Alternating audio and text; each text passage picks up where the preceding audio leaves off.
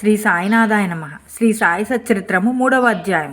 సాయిబాబా అనుమతి వాగ్దానము, భక్తులకు వేరువేరు పనులకు నియమించుట, బాబా కథలు, దీపస్తంభములు, సాయిబాబా మాతృప్రేమ, రోహిల్లా కథ, బాబా యొక్క అమృతతుల్యమగు పలుకులు, సాయిబాబా యొక్క అనుమతి వాగ్దానము. వెనుకటి అధ్యాయంలో వర్ణించిన ప్రకారము శ్రీ సాయి సచ్చరిత్ర వ్రాయుటకు బాబా పూర్తి అనుమతి నొసంగుచు ఇట్లు నుడివెను. సచ్చరిత్ర వ్రాయు విషయంలో నా పూర్తి సమ్మతి కలదు.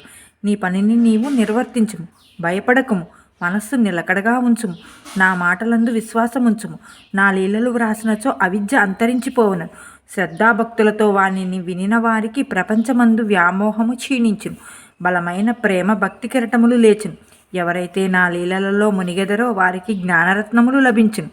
ఇది విని రచయిత మిక్కిలి సంతసించను, నిర్భయుడయ్యను, కార్యము జయప్రదముగా సాగునను ధైర్యము కలిగెను.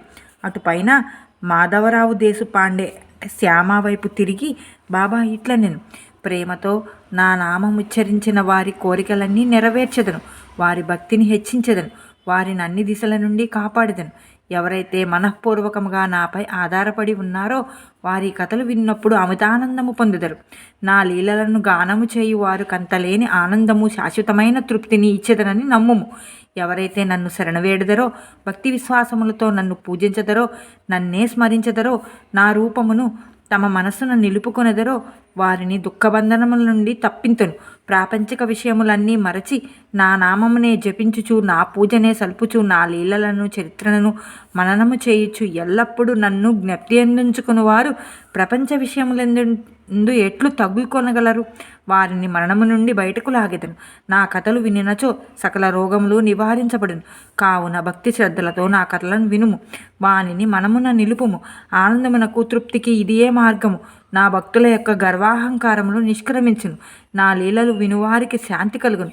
మనఃపూర్వకమైన నమ్మకము కలవారికి శుద్ధ చైతన్యముతో తాధ్యాత్మము కలుగును. సాయి సాయి అనే నామము జ్ఞప్తి అందించుకున్నంత మాత్రాన చెడు పలుకుట వలన, వినుట వలన కలుగు పాపములు తొలగిపోవును. భక్తులకు వేరువేరు పనులకు నియమించుట. భగవంతుడు వేరువేరు భక్తులను వేరువేరు పనులకు నియమించును. కొందరు దేవాలయములు, మఠములు, తీర్థములలో, నది ఒడ్డున మెట్లు మొదలగునవి నిర్మించుటకు నియమితులగుదురు. భగవంతుని లీలలు పాడుటకు కొందరు నియమితులగుదురు. కొందరు తీర్థయాత్రలకు పోవుదురు. సచ్చరిత్ర రచన నాకు నియమించబడినది. విషయ జ్ఞానము శూన్యమగుటచే ఈ పని నా అర్హతకు మించినది. అయినచో ఇంత కఠినమైన పనిని నేనెందుకు ఆమోదించవలను? సాయిబాబా జీవిత చరిత్రను వర్ణించగల వారెవ్వరు? సాయి యొక్క కరుణయే ఇంత కఠిన కార్యమును నెరవేర్చు శక్తిని నాకు ప్రసాదించినది. నేను చేత కలము పట్టుకొనగానే సాయిబాబా నా అహంకారమును పరిహసించి వారి కథలను వారే వ్రాసుకొనిరి కనుక ఈ గ్రంథము రచించిన గౌరవము సాయిబాబాకే చెందును, కానీ నాకు కాదు. బ్రాహ్మణుడనై పుట్టినప్పటికీ శృతి స్మృతి అని 2 కండ్లు లేకుండాటచే సాయి సచ్చరిత్రను నేను వ్రాయలేకుంటుని. కానీ భగవంతుని అనుగ్రహము మూగవాణిని మాట్లాడునట్లు చేయును, కుంటివాణిని పర్వతము దాటునట్లు చేయును.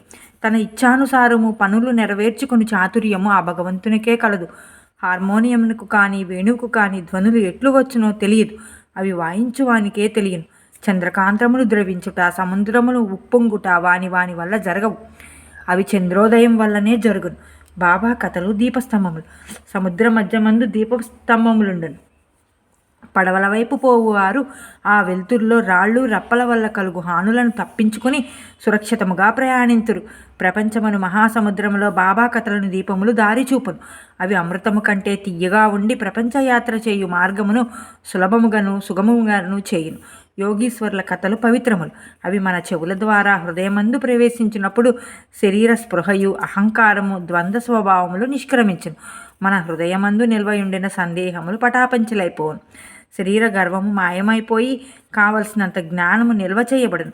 శ్రీ సాయిబాబా కీర్తి వర్ణనలు ప్రేమతో పాడిన కానీ వినిన కానీ భక్తుని పాపములు పటాపంచలగును.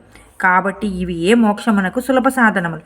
కృతయుగములో శమదములు అనగా నిశ్చల మనస్సు శరీరము, త్రేతాయుగములో యాగము, ద్వాపరయుగములో పూజ, కలియుగములో భగవన్ మహిమలను నామమును పాడుట మోక్ష మార్గము. 4 వర్ణముల వారు ఈ చివరి సాధనను అవలంబించవచ్చును. తక్కిన సాధనములు అనగా యోగము, యాగము, ధ్యానము, ధారణము అవలంబించుట కష్టతరం. కానీ భగవంతుని కీర్తిని, మహిమను పాడుట అతి సులభం. మన మనస్సును మాత్రం అటువైపు తిప్పవలెను.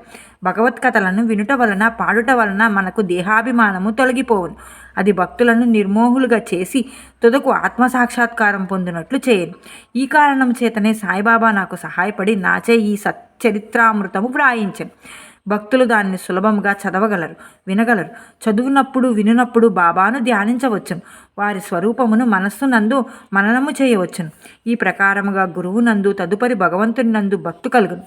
తుదకు ప్రపంచమునందు విరక్తి పొంది ఆత్మసాక్షాత్కారము సంపాదించగలుగుదాం.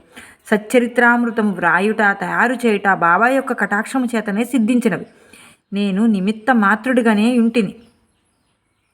సాయిబాబా యొక్క మాతృప్రేమ. ఆవు తన దూడనెట్లు ప్రేమించునో అందరికీ తెలిసిన విషయమే. దాని పొదగు ఎల్లప్పుడూ నిండియే ఉండను. దూడకు కావలసినప్పుడెల్లా కుడిచినచో పాలు ధారగా కారును. అలాగనే బిడ్డకు ఎప్పుడు పాలు కావాలనో తల్లి గ్రహించి సకాలమందు పాలిచ్చును. బిడ్డకు గుడ్డలు తొడుగుటందు, అలంకరించుటయందు తల్లి తగిన శ్రద్ధ తీసుకుని సరిగా చేయును. బిడ్డకు ఈ విషయమేమీ తెలియదు, కానీ తల్లి తన బిడ్డలు చక్కగా దుస్తులు ధరించి అలంకరింపబడుట చూసి అమితానందము పొందును. తల్లి ప్రేమకు సరిపోల్చదగినది ఏదీ లేదు. అది అసామాన్యము, నిర్వ్యాజ్యము. సద్గురువులు కూడా ఈ మాతృప్రేమను వారి శిష్యులందు చూపుతారు. సాయిబాబాకు కూడా నా యందు అట్టి ప్రేమ ఉండేటిది. దానికి క్రింది ఉదాహరణ ఒకటి. 1916వ సంవత్సరంలో నేను సర్కారు ఉద్యోగము నుండి విరమించి తిని. నాకియ్య నిశ్చయించిన పింఛను కుటుంబము గౌరవంగా సాకుటకు చాలదు. గురు పౌర్ణమి నాడు ఇతర భక్తులతో నేను కూడా షిరిడీకి పోయి తిని. అన్నా చించినీకర్ నా గురించి బాబాతో ఇట్లనిరి: దయచేసి ఈ అన్నా సాహెబందు దాక్షిణ్యము చూపము. వారికి వచ్చు పింఛను సరిపోదు. వాని కుటుంబము పెరుగుచున్నది. వానికి ఇంకేమైనా ఉద్యోగం ఇప్పించుము. వాని ఆతురతను తీసి నిశ్చింతను కలుగజేయము. అందుకు బాబా ఇట్లు జవాబిచ్చాను: వానికి ఇంకొక ఉద్యోగము దొరుకును, కానీ వాడిప్పుడు నా సేవతో తృప్తి పడవలెను. వాని భోజన పాత్రలు ఎప్పుడూ పూర్ణముగానే ఉండును. అవి ఎన్నటికీ నిండుకొనవు. వాని దృష్టినంతటినీ నా వైపు తిప్పవలెను. నాస్తికుల, దుర్మార్గుల సహవాసము విడవవలెను. అందరి ఎడల అనుకువ, నమ్రతలు కలిగి ఉండవలెను. నన్ను హృదయపూర్వకముగా పూజించవలెను. వాడిట్లు చేసినచో శాశ్వతానందము పొందును. నన్ను పూజింపుడు అను దానిలోని ఈ నన్ను అనగా ఎవరు అను ప్రశ్నకు సమాధానము ఈ గ్రంథం యొక్క ఉపోద్ఘాతంలో సాయిబాబా ఎవరు అను శీర్షిక కింద చెప్పిన దానిలో విశదీకరించబడి ఉన్నది చూడుడు. రోహిల్లా కథ. రోహిల్లా కథ విన్నచో బాబా ప్రేమ ఎట్టిదో బోధపడును. పొడుగాటివాడును, పొడుగైన చొక్కా తొడిగినవాడు బలవంతుడుగు రోహిల్లా ఒకడు బాబా కీర్తి విని ఆకర్షితుడై షిరిడీలో స్థిర నివాసం ఏర్పరచుకున్నాడు. రాత్రింబవళ్ళు ఖురానులోని కల్మాను చదువుచు అల్లాహు అక్బర్ అని ఆబోతురంకె వేయినట్లు బిగ్గరగా అర్చుచుండెను. అందువలన పగలంతా పొలంలో కష్టపడి పనిచేసి ఇంటికి వచ్చిన షిరిడీ ప్రజలకు రాత్రి నిద్రాభంగము, అసౌకర్యము కలుగుచుండెను. కొన్నాళ్ల వరకు వారు దీన్ని నోర్చుకునేది. తుదకు ఆ బాధ నోర్వలేక బాబా వద్దకెగి రోహిల్లా అరుపు నాపమని బతిమాలిరి. బాబా వారి ఫిర్యాదును వినకపోవటయే కాక వారిపై కోపగించి వారి పనులు వారు చూసుకొనవలసినదే కానీ రోహిల్లా జోలికి పోవద్దని మందలించరి.